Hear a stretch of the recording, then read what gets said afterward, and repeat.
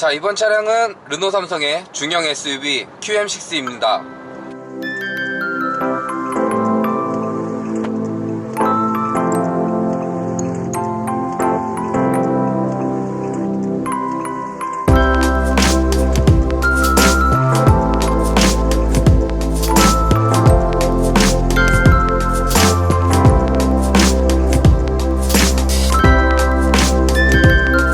사실 출시한 지 꽤 지난 모델들로 라인업을 구성했던 르노 삼성에서 SM6를 시작으로 QM6 이 두 개 차종은 브랜드의 새로운 변화를 알리면서 등장과 동시에 주력 모델로 성장한 모델이기도 합니다.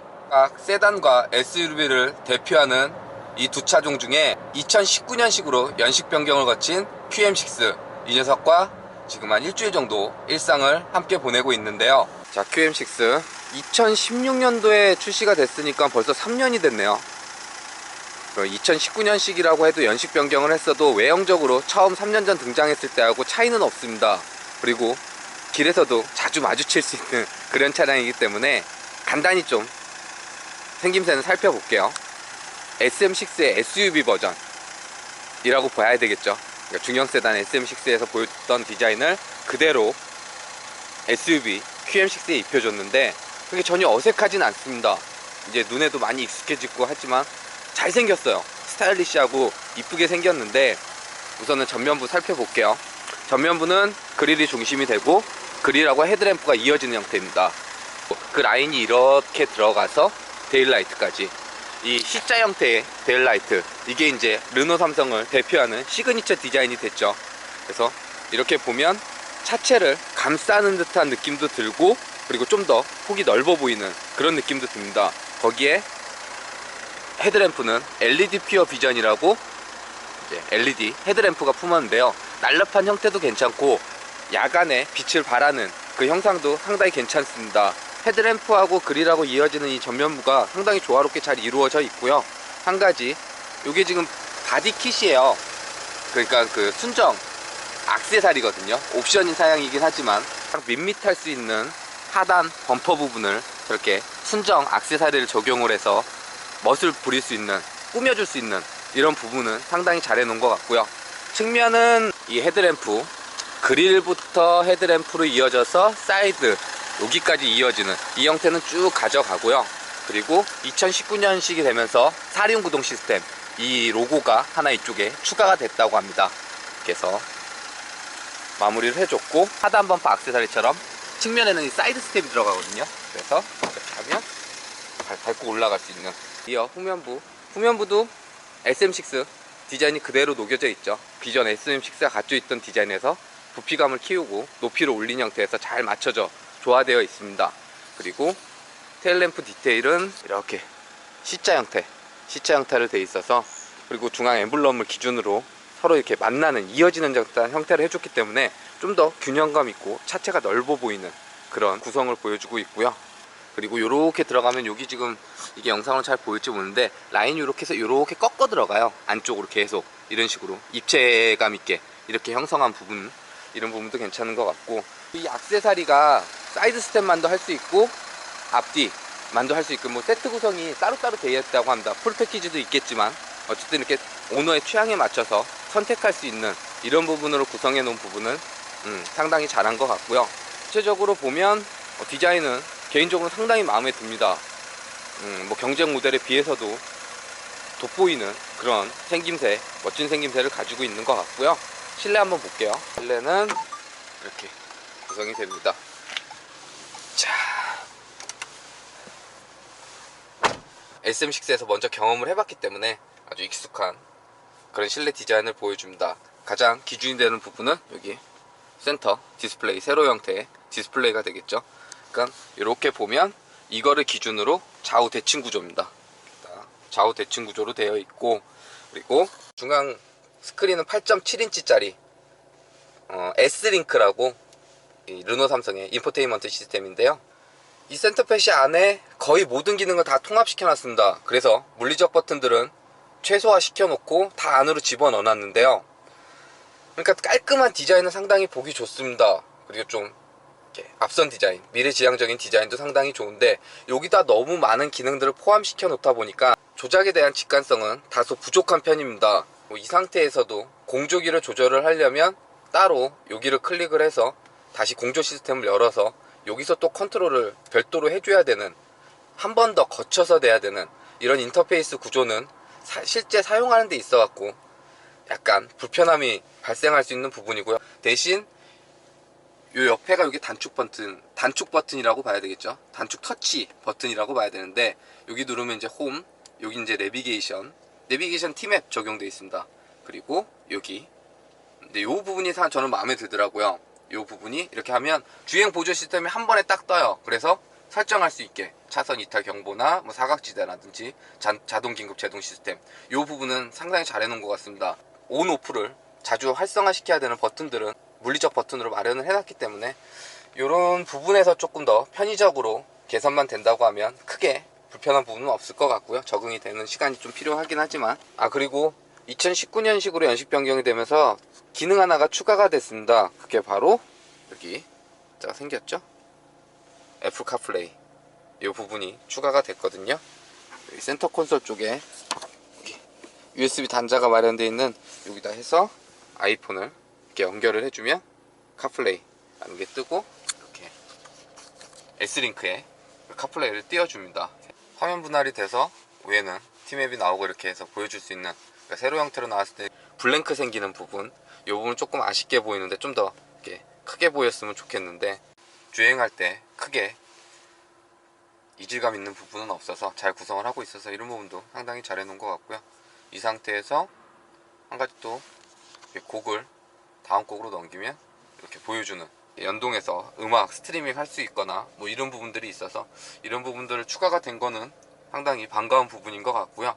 그리고 여기 무선 충전 시스템도 들어가는데, 갖다 놓으면 충전이 되는 이 바가 램프가 들어오거든요. 근데 이 램프가 길게 이렇게 눈에 잘 들어오게 들어오다 보니까 이 무선 충전이 잘 되고 있는지 아닌지를 한눈에 바라볼 수 있게, 이런 부분, 이런 직관성은 상당히 괜찮은 것 같습니다. 시향성은 좋은 것 같고, 그리고 르노 삼성의 이 크루즈 컨트롤하고 리밋 버튼은 사실 아직까지도 적응은 저는 안 됐습니다.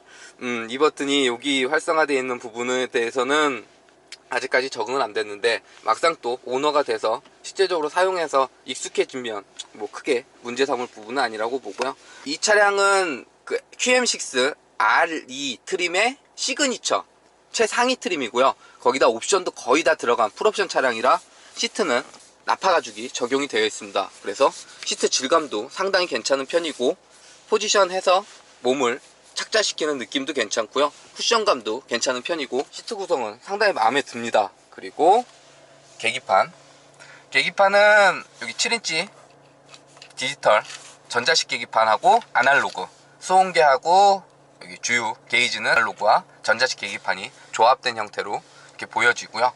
그리고 디스플레이 스타일도 변경을 할 수 있는, 그러니까 계기판 클러스터 스타일을 선택하면 1, 2, 3, 4가 이렇게 나오거든요. 그래서 2번 하면 이렇게, 3번 하면 이렇게, 4번 하면 이렇게. 그래서 중앙에 전자식 계기판 적용을 한 걸 적극적으로 잘 활용하고 있는 이런 형태도 보여주고 있습니다. 대신 여기 이제 찾아 들어갈 때가 좀 그런데, 한번 이런 거 설정을 해 놓으면 또 그렇고, 여기서 스킨을 바꿀 수가 있거든요. 이렇게 하면 화이트 스킨으로 바뀌고, 뭐 밝기나 이런 것도 조절할 수 있어서 다양한 기능들이 다 포함이 되어 있어서 한 번씩은 다 찾아 들어가서 숙지를 하고, 그리고 나서 조작을 하면 조금 더 수월하게 할 수 있는 그런 모습을 보여주고 있고, 계기판이든 중앙 디스플레이든 뭐 선명도나 시안성 보여지는 데 있어 갖고 크게 불편한 부분은 없었습니다. 그리고 한 가지 좀 특이한 부분이, 르노 삼성은 오디오 컨트롤러가 여기 달려 있죠. 레버 형식으로. 이게 뭐 이렇게 움직이는 형태는 아니고요. 올리면 이렇게 소리가 상승하는, 이렇게, 그리고 다시 하면 소리가 줄어들고, 볼륨 조절할 수 있는 그 버튼들이 이렇게 이런 식으로 마련이 되어 있고요. 요 밑에 이렇게 돌리는 게 있어요. 이 돌리는 거는 뭐 라디오 주파수 이렇게 바꿀 수 있게 나오고, 아니면 곡, 만약에 스트리밍 하고 있으면 곡 변경할 수 있는 그런 것들, 그 다음에 여기 텔이나 뭐 이런 부분들이 있어갖고 이것도 막상 사용을 하면 상당히 편합니다. 적응이 되면 운전할 때, 주행할 때 따로 이렇게 손 뻗지 않고 이쪽에서 이렇게 할 수 있으니까 이 부분은 상당히 괜찮은 것 같고요. 여기 이제 풀옵션 차량이기 때문에 보스 사운드 시스템도 들어가 있거든요. 괜찮더라고요. 물론 이 이상의 가격대가 있어갖고 더 좋은 소리를 들려주는 보스 사운드 시스템도 있겠지만, 이 녀석의 품은 가격대를 고려했을 때 꽤 괜찮은 사운드를 들려줘서 보스 사운드 시스템도 만약에 옵션으로 고민하고 계신 분이 있으시다면 요거는 추천해드리고 싶습니다. 스티어링 휠은 심플합니다. 심플하고 뭐 조작하는 데 있어서 크게 불편한 부분은 없는데, 디자인은 조금 더 세련되게 변화를 했으면 하는 그런 바람은 조금 있고요. 나머지 부분들은 SM6부터 QM6까지 이어져서 익숙한 구성이기 때문에 실내는 이 정도 보시면 될 것 같고요. 2열 공간 한번 볼게요. 그리고 2열은 이렇게 구성이 됩니다. 2열은 이렇게 구성이 되고, 자 2열 운전석 시트는 제가 운전하는 그대로, 그리고 보조석은 조금 더 뒤로 밀어놨습니다. 등받이를.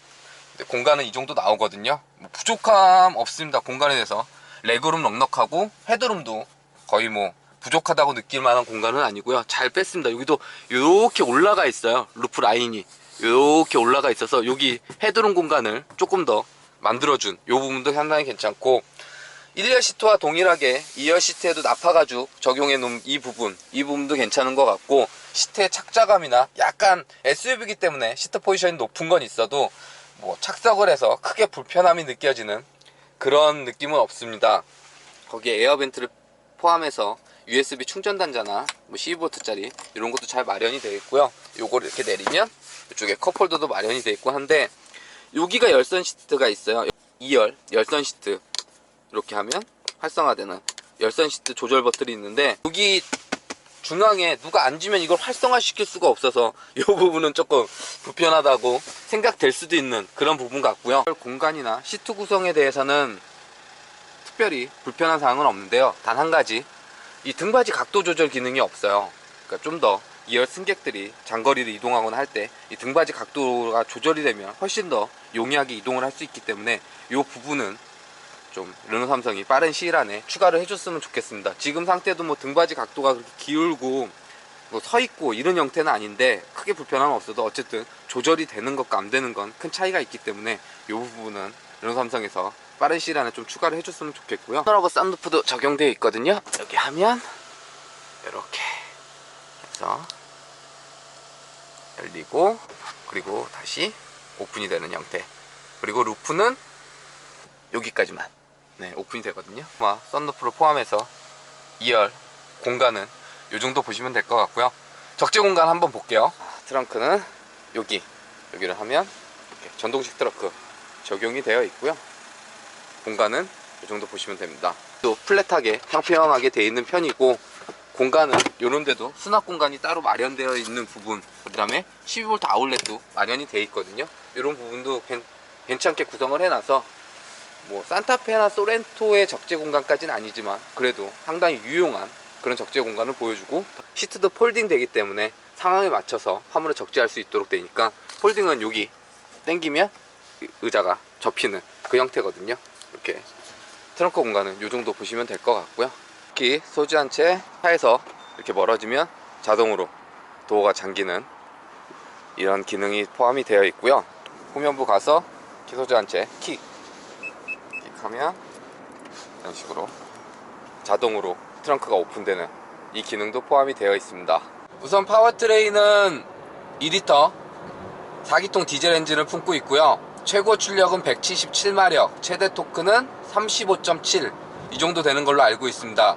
거기에 변속기는 CVT 무단 변속기가 체결이 되어 있는데요. 디젤 엔진과 무단 변속기, 이 파워트레인의 조합은 흔한 구성은 아니죠. 대부분은 가솔린 엔진에 무단 변속기를 결합을 하거나 하이브리드 그쪽에 많이 결합을 시키는데, 일상 주행에 있어서 이 파워트레인이 갖는 목적성은 명확합니다. 부드럽게 변속 충격 없이 일상 주행을 함에 있어서 불편함이 느껴지지 않는 그런 세팅이 주가 되는데요. 초반부터 차량이 거동이 시작되고 속도가 올라감에 따라서 주행이 이어지는 이 상황이, 이 정도 속도가 됐으면 힘이 조금 떨어질 듯 한데 하는데, 이 녀석은 그게 조금 더 가는 느낌이에요. 그러니까 지속적으로 밀어주는 힘도 괜찮고 속도가 향상되는 이 느낌도 상당히 괜찮습니다. 거기에 변속기는 무단 변속기인데요, 그 스텝별로 자동 변속기처럼 변속하는 느낌을 주도록 그렇게 세팅이 되어 있습니다. 예전에 무단 변속기가 체결된 차량들은 초반에는 약간 멈칫거리는 듯한, 그러면서 소음이 약간 있었고, 후반으로 가면 어느 정도의 고정 RPM을 때려놓고 그 상태에서 유지를 하기 때문에 이질감이 있었거든요. 근데 QM6를 비롯해서 요즘 무단 변속기가 체결된 차량들을 타보면 가상이라도 이렇게 변속하는 느낌을 자동 변속기처럼 내줘서 이질감을 느낄 수 없도록 많이 개선이 된 상태고요. 반면 이렇게 유연하고 부드럽게 상승하는 이 주행 질감이 디젤 엔진 특유의 초반 활성화되는 최대 토크를 적극적으로 받아주고 있다는 느낌은 적습니다. 다른 말로 하자고 하면 초반 가속력이나 순간적으로 급가속이 이루어졌을 때 시원하게 출력을 뿜어내는 이 느낌은 적은 편이고요. 하지만 도로를 질주하는 목적보다는 이렇게 차량의 흐름에 맞춰 움직이고 막힌 도로를 지나가면서 출퇴근을 하는 도시명 SUV를 지향하는 QM6한테는 잘 맞는다고 생각이 듭니다. 현재 차량에는 사륜구동 시스템도 옵션으로 추가가 되어 있는데요, 이렇게 계기판 한쪽에 현재 구동 상태를 보여주고 있습니다. 지금처럼 정차했다가 출발하면 뒤쪽으로 15%라든지 10%라든지 이렇게 5% 이런 식으로 구동 배분을 보여줍니다. 메이커 측에서는 50대 50까지 최대 구동 배분을 해준다고 하는데, 일반적인 그냥 대부분의 주행에서는 앞쪽으로 전륜으로 100% 구동을 보내줍니다. 그리고 뭐 출발을 할 때나 이럴 때는 뒤쪽으로 구동을 빼주긴 하는데, 그게 이렇게 뭐 5% 10% 이 정도 구동을 빼주는 거라 전형적인 전륜 구동 방식의 사륜 구동 시스템이라고 보시면 될 것 같고요. SUV 치고는 꽤나 타이트한 편이에요, 하체 세팅 자체가. 근데 어느 정도 이렇게 속도가 올라간 상태에서 주행을 하게 되면 탄탄하면서도 안정감 있는 승차감을 제공을 해줍니다. 이 부분은 개인적으로 상당히 마음에 드는 부분이고, 세팅도 잘 해주는 그런 부분이라고 보여지고요. 그로 인해 이렇게 직진 안전성은 상당히 괜찮은 것 같습니다. 세단에 비해 높이가 높음에도 불구하고 움직임에 있어서 허둥댐이나 거동에 대한 그런 거를 물론 세단과 비교할 수는 없지만 어느 정도 잘 잡아놓은 듯한 그런 세팅을 보여줍니다. 그래서 이렇게 주행을 해도 별로 불안함감 없이 안정적으로 주행할 수 있는 이런 느낌은 상당히 마음에 들고요. 주행력 또한 괜찮은 편입니다. 전체적인 차량의 성격과 퍼포먼스를 고려했을 때 일정하게 반응하는 부분도 괜찮고, 운전자가 예측 가능한 범위에서 제동을 할 수 있는 그런 세팅도 괜찮은 편인 것 같습니다. 거기에 핸들링은 전체적으로 봤을 때 가장 괜찮은 부분이 아닐까 생각이 듭니다. 핸들링이 상당히 안정적이에요. 약간은 무거운 편인데 일상 주행에 있어서 그렇게 불편함으로 다가오는 그런 무거움은 아니라서 정확하게 반응하고 피드백을 주는 이런 상황들도 괜찮다고 보여집니다. 진동하고 소음 부분에 있어서는 주행이 이루어지고 어느 일정 속도 이상 영역이 지나가면 이 디젤 엔진 특유의 소음과 진동이 그렇게 불편하게 다가오진 않습니다. 디젤 엔진을 품었다는 존재감을 확실하게 보여주지만 그로 인해 불편하게 다가오는 부분은 없는데요. 반면 이렇게 정차를 해서 아이들링 시에나 저속으로 주행 시에는 소음보다는 진동이 좀 더 크게 느껴집니다. 그러니까 이 부분에 있어서 어차피 이렇게 정차했을 땐 아이들링 스탑 앤고는 장착이 되어 있거든요. 해서 시동이 꺼지기 때문에 이 소음하고 진동이 좀 적게 느껴질 수 있는데, 이게 또 비활성화 되거나 아니면 저속 주행에 있어서는 소음보다는 제가 개인적으로 느끼기엔 진동이 좀 더 크게 느껴지는 것 같습니다. 스티어링 휠이나 시트 쪽으로 타고 올라오는 진동이 좀 느껴지는 편이고요. 요즘 경쟁 모델들이 이 부분에 대해서 상당히 잘해주고 있는 모습을 보여주기 때문에 QN6 이 녀석도 앞으로 이 진동 부분에 있어서는 조금 더 노력할 부분이 보이는 것 같습니다. 이게 안전 편의 장비들도 잘 갖춰져 있거든요. 뭐 긴급 제동이라든지 차선 이탈 경고라든지, 그리고 뭐 주차 어시스트라든지 이런 건 잘 갖춰져 있는데, 물론 선택사양이고 그만큼 가격을 지불해야 되지만 일상 주행에 있어서 정말 요즘에 필요한 거는 스마트 크루즈. 이게 있고 없고가 차이가 상당히 크거든요. 이렇게 주행을 했을 때 편한 부분도 있지만 좀 안전한 주행을 도와주는 그런 기능이기도 한데, QM6는 그 스마트 크루즈 자체를 선택을 못하는 부분은 좀 아쉽게 느껴집니다. 일반 크루즈 컨트롤만 지금 적용이 되어 있어서 이 부분은 빠른 시일 안에 좀 스마트 크루즈는 옵션이라도 선택을 할 수 있도록 해서 좀 더 이 녀석과 오래 시간을 함께함에 있어 안전하면서도 편리하게 이동할 수 있는 그 스마트 크루즈는 좀 빠른 시일 안에 추가를 해줬으면 하는 바람은 있고요. 지금 한 일주일 정도 주행을 하면서 누적 거리, 주행 거리는 한 443km 정도, 440km 정도 주행을 했고요.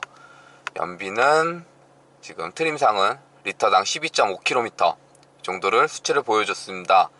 뭐 딱히 연비 주행은 하지 않았고 일상 주행 위주로 편하게 주행을 했음에도 주행 가는 거리는 트림상으로 한 320km, 제가 주행한 게 440km 정도 되니까 풀탱크 주유하면 750km, 60km 요 정도 탈 수 있는 걸로 트림상엔 표시가 되고 있습니다. 르노 삼성의 대표 SUV QM6, 이 녀석은 잘생긴 외모가 가장 돋보이는 매력적인 요소이고, 거기에 가진 몸값, 가격대를 고려를 했을 때 상당히 괜찮은 상품성을 보여주고 있는 것 같습니다. 물론 다소 불편한 고집스러움도 보이긴 하지만 도시명 SUV로 일상을 함께 하는 데 있어서 무난하면서도 가진 상품 대비 괜찮은 가격대를 보여주고 있는 것 같고요. QM6는 두 가지 트림으로 판매를 하고 있죠. 가솔린 모델 하나, 그리고 현재 시승하고 있는 디젤 모델 하나. 근데 개인적으로는 그 가솔린 모델도 상당히 괜찮았었습니다. 가격대가 기본이 2,300인가 400부터 시작을 하는 그 모델이거든요. 거기다 옵션을 조금 추가하고 하더라도 상당히 메리트가 있는 그런 차량이어서 가솔린 모델도 비교를 해보셔도 괜찮을 것 같고요. 가솔린 모델은 제가 영상으로 남긴 적은 없어서 기회가 되는 대로 스케줄을 잡아서 영상으로 보여드릴 수 있으면 다시 이야기하도록 하겠습니다.